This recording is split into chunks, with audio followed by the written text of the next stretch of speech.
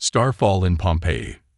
Raven Blackwood shook her spray paint can with practiced ease, the familiar rattle echoing off ancient walls in the pre-dawn darkness. Her latest piece was coming together nicely. A modern interpretation of Pompeii's final days, rendered in brilliant purples and deep blues across a permitted wall near the archaeological site's entrance. The local authorities had finally embraced street art as a way to blend the ancient and modern, though it had taken years of convincing. She was adding the final touches to a stylized Mount Vesuvius when an unusual light caught her attention. At first, she assumed it was the rising sun, but the quality was wrong. Too silvery, too fluid. The light seemed to dance across the sky like liquid mercury. "That's not normal," she muttered, lowering her paint can. The light grew more intense, taking on a distinct shape as it descended. Raven's heart began to race as she realized she was watching what could only be described as a small spacecraft, no larger than a car, falling toward Earth. The craft wasn't moving like a meteor or falling debris. Despite its downward trajectory, it seemed to be attempting to control its descent, weaving erratically as if searching for a landing spot. It disappeared behind a cluster of unexcavated ruins with a muffled thud. Raven stood frozen for a moment, her mind racing. The sensible thing would be to call the authorities. But curiosity and an artist's instinct for the extraordinary won out. She grabbed her backpack, stuffed her spray cans inside, and headed toward the impact site. The pre-dawn light was just strong enough to navigate by as she picked her way through the ancient streets. She knew this area well. 3 years of creating art installations around Pompeii had given her an intimate knowledge of the ruins. The craft had come down in a section that was still partially buried, away from the main tourist areas. As she rounded a corner, she saw it. A sleek, oval-shaped vessel about the size of a small car, its silver surface rippling like disturbed water. It had crashed into a mound of unexcavated volcanic debris, half buried but largely intact. A soft, pulsing light emanated from what appeared to be windows or viewports. "Hello," Raven called out softly, surprising herself. "Is anyone hurt?" A section of the craft's surface suddenly became transparent, revealing a small figure inside. Raven gasped as a young woman, or something that looked very much like a young woman, emerged. She appeared to be in her late teens, with silvery skin that seemed to shimmer in the growing light and hair that floated around her head as if suspended in water, despite the still morning air. The being's eyes opened, revealing irises that shifted colors like oil on water. She looked directly at Raven and spoke in a voice that seemed to bypass her ears and resonate directly in her mind. "Help me," the alien girl said, her form flickering like a weak hologram. "The others are coming. They cannot find me." Raven moved forward instinctively as the alien girl stumbled. Despite her otherworldly appearance, she felt solid and surprisingly warm to the touch. "Who's coming? Who are you?" "My name." The closest translation in your language would be Solara. She glanced nervously at the sky. "I am a refugee. My people plan to return to Earth, but their intentions are not peaceful. I came to warn." Solara's voice trailed off as she slumped against Raven, apparently losing consciousness.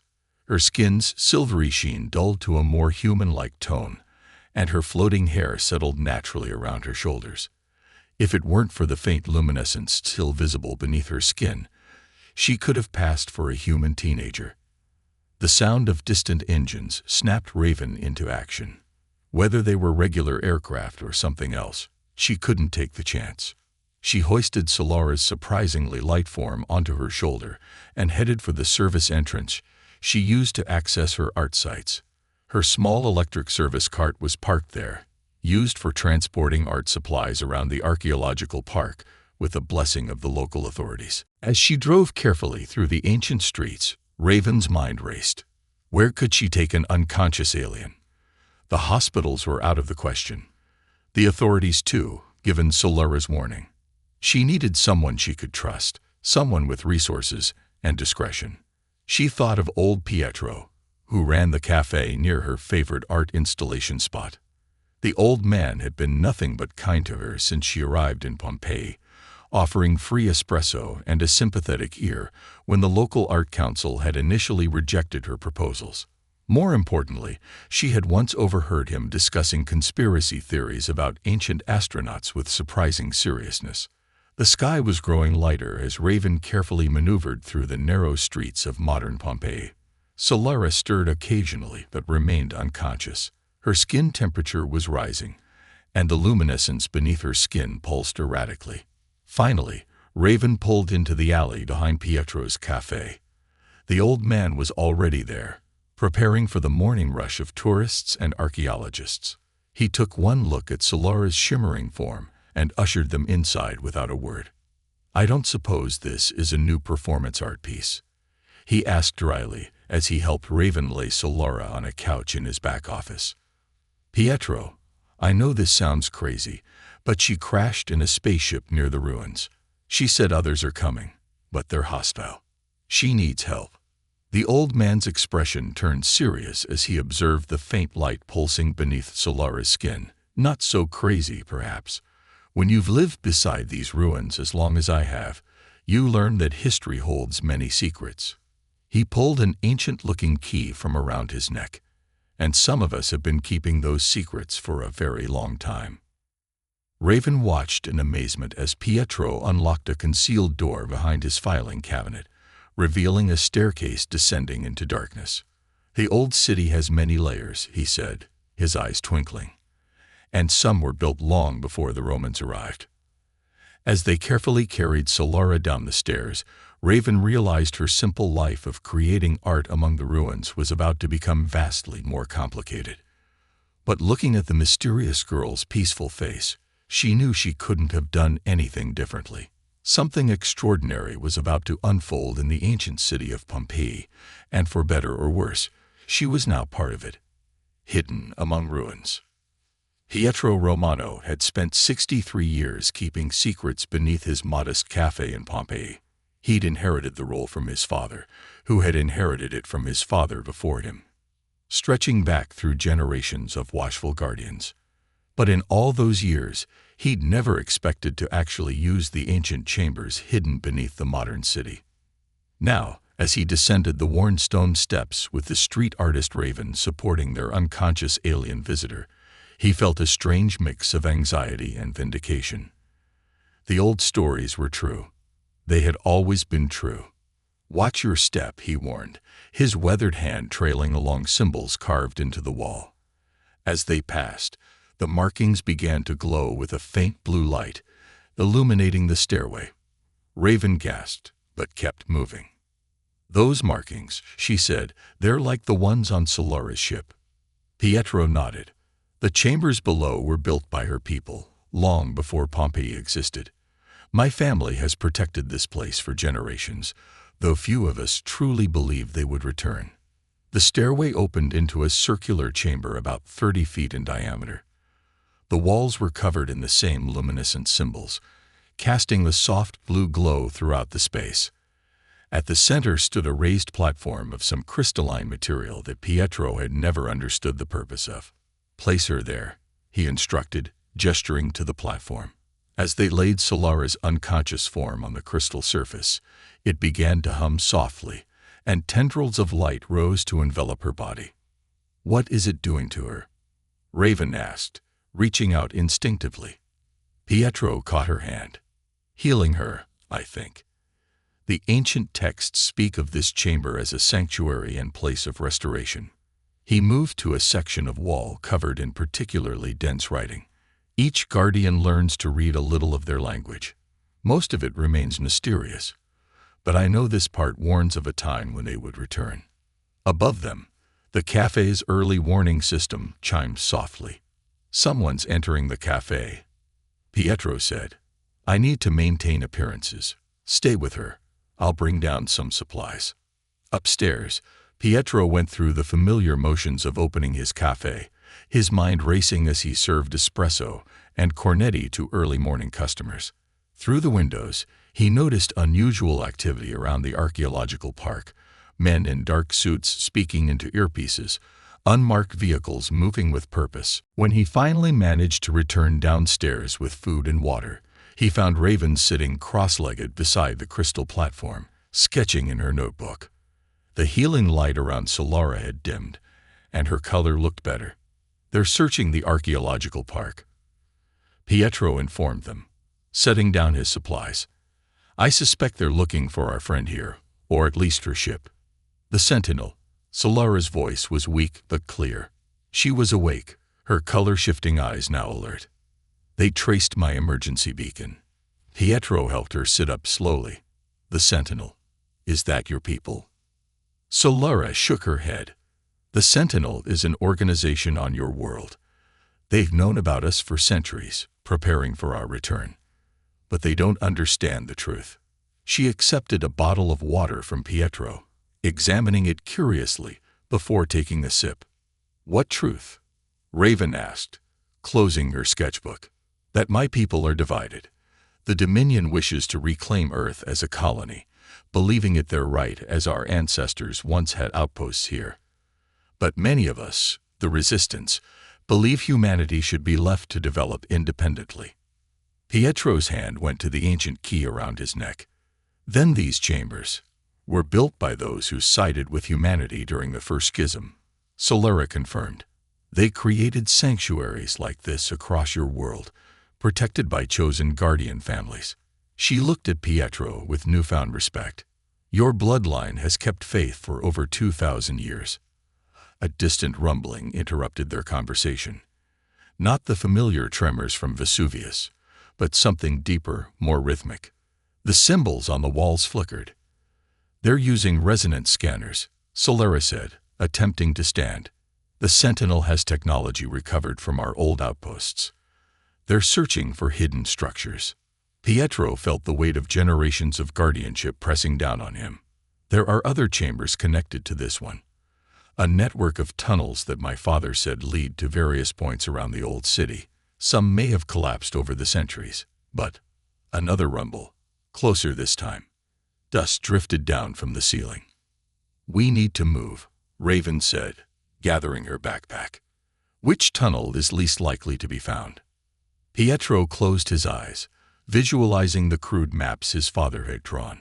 "There's one that leads toward Vesuvius. The volcanic activity has always interfered with scanning equipment. But it's dangerous. Parts of it run through areas damaged by earthquakes." "It's our best option," Solara said firmly. "The Dominion ships will arrive within days. I must reach the ancient beacon before they do." "Beacon?" Pietro and Raven asked simultaneously. "A device left by the Resistance, hidden within your Mount Vesuvius. If activated, it will alert others who oppose the Dominion's plans." She stumbled slightly, still weak. "But I cannot reach it alone." Pietro looked around the chamber that had been his family's secret for generations. Soon it would be discovered, its mysteries exposed. But perhaps that had always been inevitable. Perhaps his family's true purpose hadn't been just to protect these ruins, but to be here when they were finally needed. "I know these tunnels," he said, retrieving an old box from a hidden alcove. Inside were maps drawn by generations of guardians, marking safe passages and dangerous zones. "And I know people in the villages around Vesuvius, people who keep their own secrets." Another rumble shook the chamber, and the light from the symbols flickered more intensely. "The resonance scanners are getting closer," Solara warned. "We don't have much time." Pietro quickly gathered essential supplies, including his father's journals and the ancient maps. As he led them toward a seemingly solid wall that concealed the entrance to the tunnel network, he felt a mixture of excitement and fear. For centuries, his family had waited, watching, protecting. Now the waiting was over. The wall shimmered and became transparent at his touch, revealing a dark passage beyond. As they stepped through, Pietro heard voices and footsteps from the stairway above. The sentinel had found the entrance to his cafe's basement. "Hurry," he whispered, sealing the tunnel entrance behind them. "We had a long journey ahead, and many more secrets to uncover." In the darkness of the ancient tunnel, surrounded by the faint glow of alien script, Pietro Romano, cafe owner and hereditary guardian, took the first steps toward an adventure his ancestors had prepared for but never experienced. The time of waiting was over. The time of action had begun. Ancient secrets unveiled. Takeshi Yamamoto stood in the basement storage room of the Pompeii Archaeological Museum, staring at an artifact he catalogued 100 times before. But today, something was different. The small crystalline object, long classified as an unusual piece of volcanic glass, was glowing. He adjusted his wire-rimmed glasses, wondering if the fluorescent lighting was playing tricks on his eyes. But no, there was definitely a faint pulse of blue light emanating from within the crystal, matching the rhythm of the strange tremors that had been shaking the region all morning. "Most peculiar," he muttered, reaching for his tablet to document the phenomenon. As curator of the museum's special collections, he'd spent 15 years studying Pompeii's more unusual artifacts, the ones that didn't quite fit conventional archaeological understanding. He'd always suspected there was more to them than his colleagues believed. His tablet chimed with an urgent message. Another tremor shook the building, stronger than the others, causing the crystal's glow to intensify. Takeshi quickly typed a response to his research partner at the Volcano Observatory. The seismic patterns they were detecting made no sense. They weren't coming from Vesuvius, but from multiple points around the ancient city. A sudden commotion upstairs caught his attention. Heavy footsteps and authoritative voices echoed through the normally quiet museum. He quickly locked the storage room door and continued his examination of the crystal. If his theories were correct, the door burst open despite the lock. 3 men in dark suits entered, led by a woman whose bearing screamed government authority. "Dr. Yamamoto," she said crisply, "I'm Director Valentina Rossi, with the Special Archaeological Protection Division. We need to secure that artifact immediately." Takeshi carefully set down the crystal.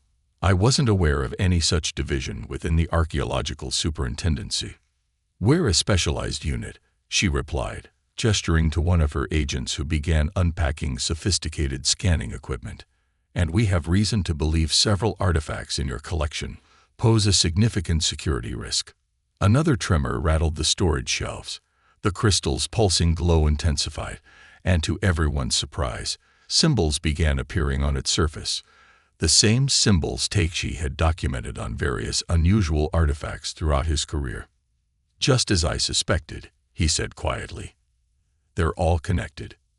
Director Rossi's professional demeanor cracked slightly. "You've seen these markings before." Takeshi moved to his computer, pulling up his private research database. "For years, I've been documenting artifacts with similar characteristics, unusual materials, unexplainable properties, and these distinctive markings. They appear not just in Pompeii, but at ancient sites around the world." He displayed a series of photographs, a metal disc from Mohenjo-Daro that never tarnished, crystal shards from the Gobi Desert that seemed to hold static electricity indefinitely, and geometric objects from various Mediterranean sites that defied conventional dating methods. "The academic community dismissed my theories about their connections," he continued, watching the agent's reactions carefully. "But you're not surprised by any of this, are you, Director?" Valentina Rossi's expression hardened. "Dr. Yamamoto, your research is now classified. We'll need all your data and artifacts." She turned to her agents. "Secure everything and prepare for transport." Another tremor shook the building, stronger than before. The crystal's glow suddenly intensified, projecting what appeared to be a 3-dimensional star map onto the ceiling. Among the constellation patterns, a specific location was highlighted: the peak of Mount Vesuvius. "Fascinating," Takeshi breathed. "It's some kind of navigation device." "Step away from the artifact, Doctor," Rossi ordered, but her attention was drawn to her earpiece. After listening for a moment, her expression grew concerned. "Security breach at Site 7. How did they?" She turned to her agents. "Change of plans. Secure the artifacts and the curator. We're moving to the secondary facility." But Takeshi had already moved. Years of martial arts training kicked in as he vaulted over a storage cabinet, grabbed the crystal, and ducked through a concealed door behind the archives. Being curator had its advantages. He knew every secret passage and maintenance tunnel in the old building. As he ran through the narrow service corridor, he could hear pursuit behind him. The crystal in his hand pulsed stronger, almost as if it was responding to his movement. On an impulse, he turned down a passage that led to the old bomb shelter beneath the museum, a relic from World War I. The crystal's glow suddenly aligned with strange markings on the shelter's walls. Markings he'd always assumed were graffiti, but now recognized as matching the symbols from his research. The walls shimmed and became transparent, revealing another passage beyond. Without hesitation, Takeshi stepped through. The opening sealed behind him just as his pursuers reached the shelter. He found himself in what appeared to be an ancient tunnel, its walls lined with softly glowing symbols. His tablet chimed again, a message from his contact at the volcano observatory. A group of strangers had broken into their facility, led by an old man and a young woman with unusual silvery skin. They were asking about ancient monitoring equipment and something called the resistance beacon. Takeshi looked at the glowing crystal in his hand, then at the mysterious tunnel stretching before him. After 15 years of studying unexplained artifacts, he was finally on the verge of understanding their true significance.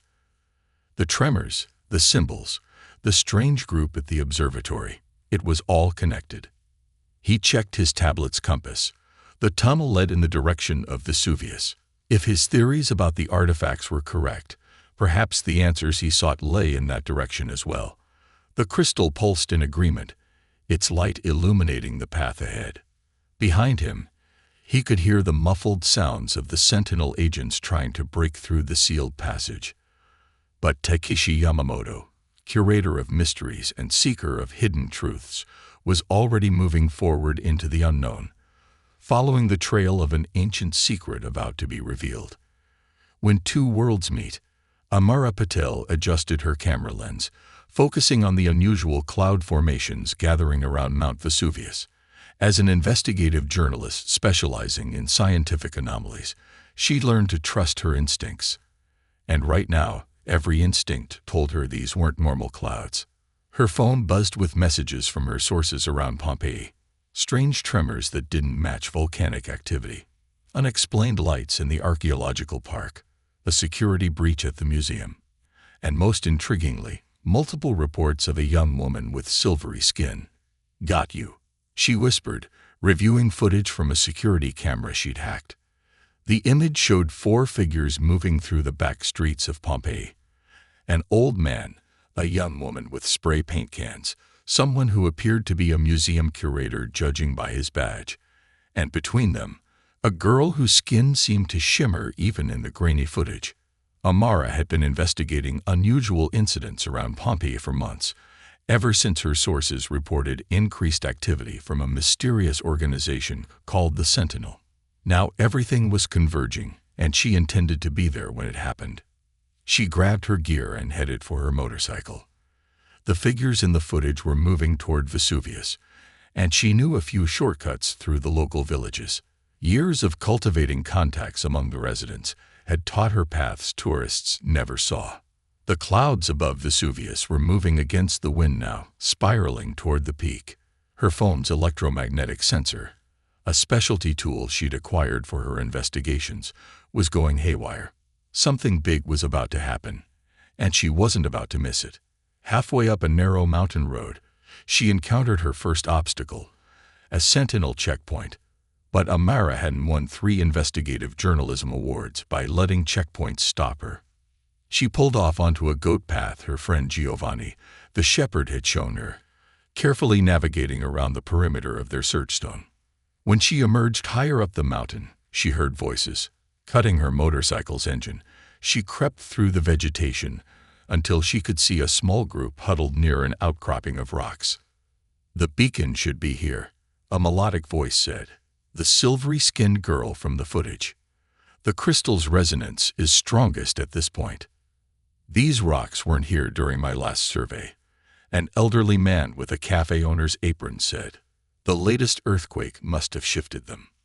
"We need to hurry," A man with a museum badge urged, holding up a glowing crystal. The Sentinel isn't far behind, and the Dominion ships will enter the atmosphere soon. Amara had heard enough to know this was the story of a lifetime. She stepped out of hiding, camera raised. Maybe I can help with that. The group spun to face her, the young street artist raising her spray can like a weapon. The silvery girl, who must be the alien everyone was talking about, stepped forward with curious color-shifting eyes. "You're not with the Sentinel," she said. It wasn't a question. Amara Patel, investigative journalist. "I've been tracking their activities for months." She lowered her camera. "And I have some equipment that might help move these rocks." A rumbling from above made them all look up. The spiral of clouds had tightened, and through gaps in the formation, metallic shapes were becoming visible. The Dominion ships, the alien girl, Solara, Amara heard the others call her, said with concern, "They're beginning their approach." "Amara," the cafe owner stepped forward. "I've seen you in my cafe. I'm Pietro. If you have something that can help, we need it now. The fate of both our worlds depends on reaching that beacon." She slung her camera aside and pulled out her phone, activating a specialized app. The local quarries use controlled sonic pulses for precision cutting. I borrowed their frequency codes for an investigation. She grinned. "Never thought I'd use them to help prevent an alien invasion." The curator, Dr. Yamamoto, held up his crystal, which pulsed in sync with Amara's phone. The frequencies matched the artifact's resonance. Together they might. A blast of energy shot past them, scorching the rocks. "Step away from the site." Director Rossi's voice commanded. Sentinel agents were approaching from multiple directions, weapons raised. But Amara had already activated the sonic pulse. Combined with the crystal's energy, it shattered the rockfall, revealing a smooth metallic surface covered in glowing symbols. "The beacon chamber," Solara breathed, pressing her hand against the surface. It rippled like liquid metal, forming an opening. More energy blasts filled the air as the Sentinel agents opened fire. The street artist, Raven, pulled out her spray cans. "I've got an idea." She began spraying the air itself, somehow catching and reflecting the energy blasts in clouds of iridescent paint. "That's not possible," Amara said, filming with one hand while helping Pietro and Dr. Yamamoto clear debris with the other. "Neither is alien technology hidden under Pompeii," Raven replied with a grin. "But here we are." They rushed into the chamber as Raven's paint shield began to fail. Inside, Solara moved with purpose toward a central column of light. The chamber hummed with power, symbols racing across every surface. "The Dominion ships are entering the atmosphere," Solara announced, her hands dancing over controls that appeared in the air. "But the beacon is damaged. I can't." "Perhaps we can help." Dr. Yamamoto held up his crystal, which pulsed in sync with the chamber's lights. "The resonance frequencies," Amara said, understanding dawning. "If we combine them."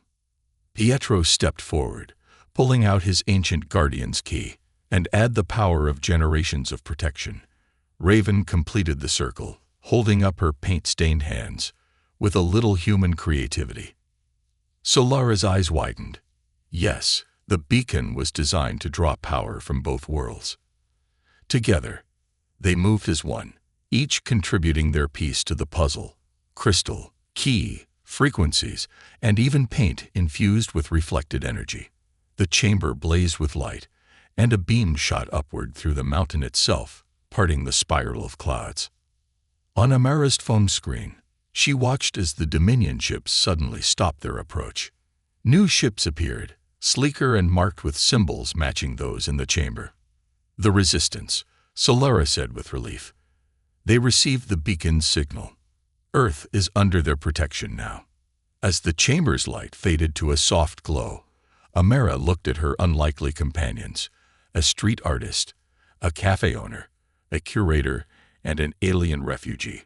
Each had played an essential role, not just in activating the beacon, but in bridging the gap between two worlds. She raised her camera, documenting this historic moment. "So," she said with a smile, "who wants to help me tell this story to the world?" The chamber filled with laughter, human and alien alike. As above them, the sky cleared and two civilizations began the delicate process of reunion. The secrets of Pompeii had finally been revealed, and with them, a new chapter in human history had begun.